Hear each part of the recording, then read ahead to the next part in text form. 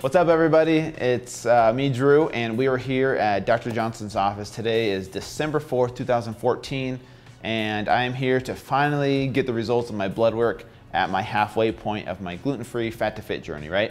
So for the past 2 months, I was eating gluten-free, 100%, but, unhealthy gluten-free foods that, a lot of people think was healthy.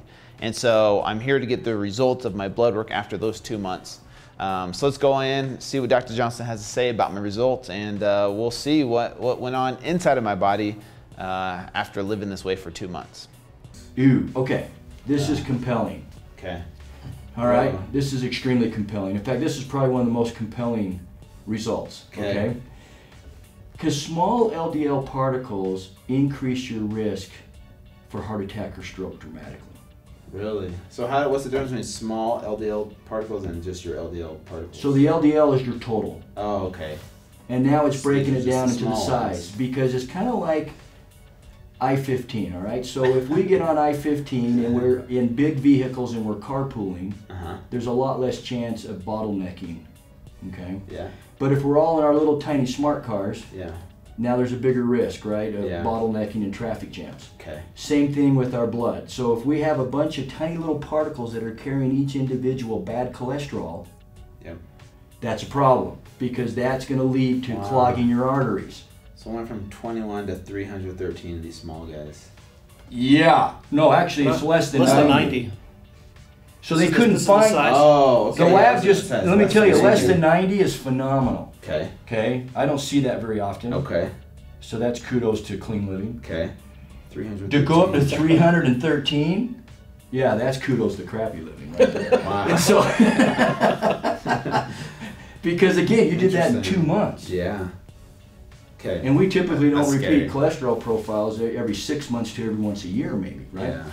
So, all right. So this is then they did a study here 2 years ago to say, okay, well, what increases the number of small particles? I mean, is there things that we do in our lives, especially in the world of nutrition, that will manipulate, the making of large versus small particles, right? Sugar, not fat. Yeah. Sugar. Sugar is what increases your small particles. Interesting. A lot of sugar. That's gluten-free that I had. So okay. That's huge. Okay. That's a big one. So don't cough or sneeze, you might have a stroke. So basically, interesting.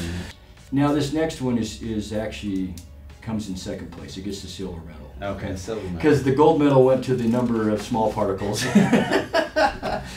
And this is very compelling. Okay, so this is what we call an LPIR. So this is an insulin resistance score. Okay. Okay, this is in the world of pre-diabetes, right? So you went from less than 25, which is a gold star A+ rating, to 54 in 2 months. That's from an increased sugar load. Wow. Okay. So does that mean I'm technically insulin resistant or heading that direction? Well, that's a good question. Yeah. It's just the answer to that is yes. So you have some insulin resistance, not severe. You are not type 2 diabetic. Okay. But you're developing insulin resistance. Gotcha. In 2 months. You went from no insulin resistance to detectable insulin resistance. Okay, that's huge. Because if you look at, so insulin resistance is the underlying physiology in both pre-diabetes and full-blown diabetes, which is epidemic now in the United States. So, but the underlying physiology is the same. Insulin resistance to varying degrees. Mild to moderate, your blood sugar still is in a reasonable range. Severe, you have elevated blood sugar, and that's when we classify it as type 2 diabetes. The irony of it is this. If you look at risks, because that's what we're trying to do in the world of medicine, right, is assess risks. Because we always want to lower risks. Yes. Okay. So someone that has type 2 diabetes, the risk of cardiovascular disease is 4 times greater than the general public. Okay? This is why diabetics have issues, right, with cardiovascular. If you have pre-diabetes, the risk of cardiovascular disease is 4 times? 4 times greater. Okay. The risk is the same. Interesting. Why? Insulin resistance. That's the underlying physiology.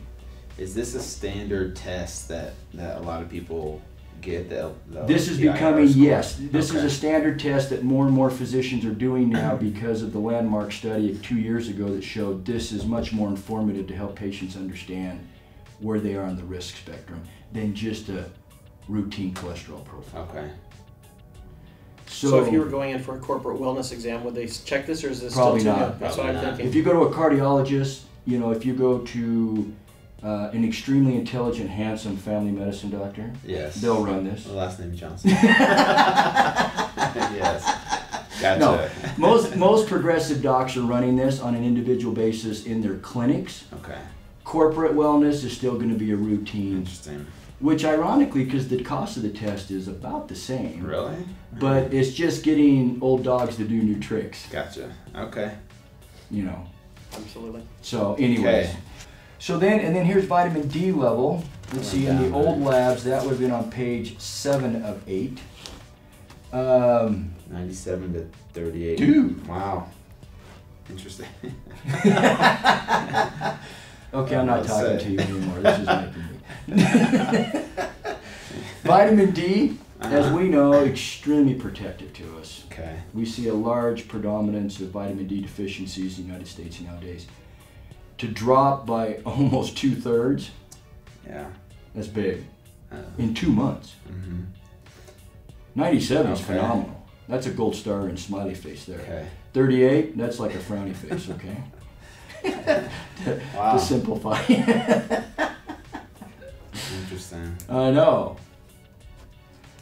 So we're going to refer you to this mortuary we know. It's a one-time referral. I'm gonna start making funeral plans. Because you're heading there. Okay, so anyway. Okay. You know, and then we measured the amount of insulin that you were producing on a fasting level. And the total insulin is what you look at. Your free insulin won't be very high because you're fasting. Okay. So that, you know, that basically doubled. Wow. Okay. Why? 2.9. Insulin resistance. Okay. Wow. Insulin resistance, we use that term. What that means is that your body has become somewhat resistant to the effects of insulin because of an overabundance of sugar in the diet. Yep.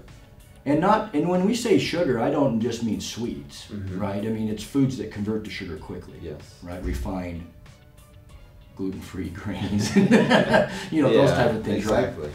And so that's where, you know, because I have a lot of patients that will say, well, I don't eat sugar, but they're thinking, Yeah, there's Halloween cake candy. and cookies Yeah. and Halloween candy, yeah. but then, you know, they're sucking down liquid sugar and they're eating refined grains a lot, and that's sugar. Yep. Okay.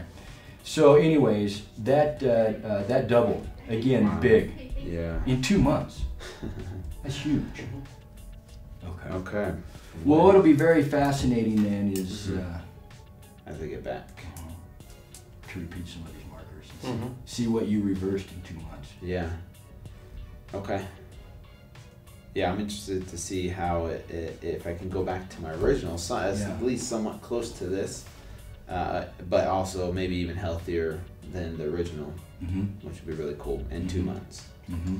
So I'm trying. I agree. You know, Good I'm for trying. you. Trying to Well, do after it. seeing these labs, that's why I wore black today.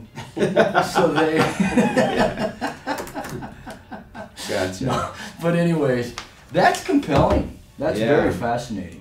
No, I think it's good for people to see, you know, what's going on from a medical perspective as Mhm. far as what this journey is doing to my body. And although not everything's in the red, you know, Mhm. I think some people expected like, okay, well, all this blood work's going to be horrible. Mhm. You know, the body is resilient and can help you out in these situations. And if I did this for a year, 6 months or longer, a lot of these numbers would be even worse, right? point. But to show that it's trending in the wrong direction, I think is significant enough to show people like, look, you know, even though I did this for 2 months, it's still significant on paper to see what's changing, what's trending in the wrong direction. So even though I was exercising 3 days a week, Yeah. and even though my calories, you know, were pretty much the same, 3,500 before, I'm around 3,500 still, and now even as I'm losing weight and getting back to fit, my calories I'm keeping around 3,500, but it's the quality of those calories that is changing. Amen. You know, so Love it. yeah, that hopefully that'll be really telling at the end of all this. Which I love, because again, if that's the one message, or one of the messages we can get out to people to understand, it's not about the calories. Yeah. It's the quality of the calories. Exactly. Right? Yeah. Because here you are maintaining calories the same, but your numbers are changing significantly. Yeah. You know, so because oftentimes as you hear in the world of weight loss and nutrition, well, just reduce your calories. Yeah. And a lot of people still think that way. Yeah, and that's just not true. Yeah, well, I mean, as far as weight loss goes, that's cool if you can lose weight on a scale, but that doesn't mean that these numbers are getting better. That's right. Right? Mm-hmm. You know, you could eat 1,000 calories of donuts, lose weight on the scale, but have all these, you know, this blood work, you know, trending in the wrong direction and causing health problems for you in the long run. So that's kind of what I want to show people by doing these types of journeys. Love it. Yep.